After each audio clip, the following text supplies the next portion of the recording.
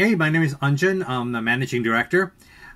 We switched from Microsoft Teams to Zoom. So for more reviews like this, please click below. The business problems that's solved by both Microsoft Teams and Zoom is collaboration. It allows for real-time collaboration across disparate geographic locations. That was the one critical thing that we had to look after. We're getting going on particular projects. We had participants from China, the Philippines, United States, Canada, and Israel. So obviously we needed a platform where we'd be able to collaborate. So both Microsoft Teams and Zoom allowed us to collaborate on a global scale on these particular types of projects.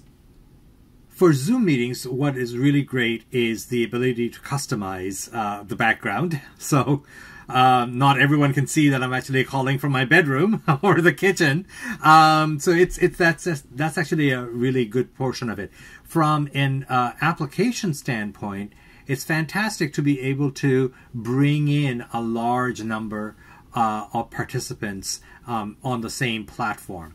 It is also great for being able to solicit feedback.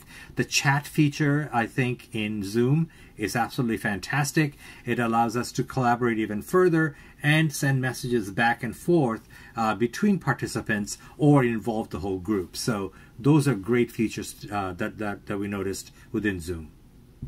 So for Microsoft Teams, the thing that we appreciated, or I personally appreciated the most, was being able to send and receive documentation in real time, so that we can actually post, or I could actually post a presentation or a white paper or any collateral or artifact directly in the application, and participants on the other end would be able to retrieve it, comment on it, and send it back in real time. So that document sharing feature within Microsoft Teams was greatly appreciated and really is a fantastic part of the program. Both Microsoft Teams and Zoom were easy to use.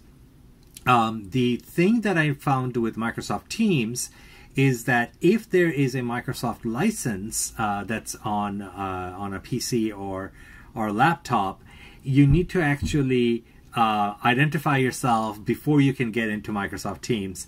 And there was no way of actually caching that information. So what I found with Microsoft Teams, it got a little bit cumbersome and irksome in order to continuously having to log in to the Microsoft One environment prior to being able to launch the application, the web platform, the video conferencing ability.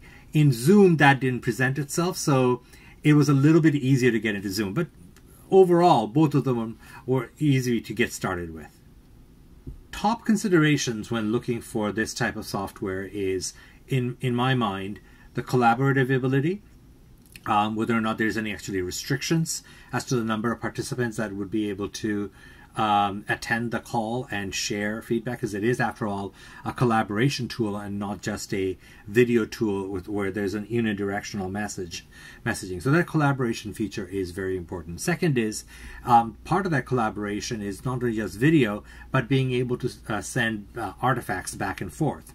And that also is a very important part of that application. When choosing an application such as this, are you able to send artifacts? Are you able to send documents back and forth? And the third thing is the cost, obviously.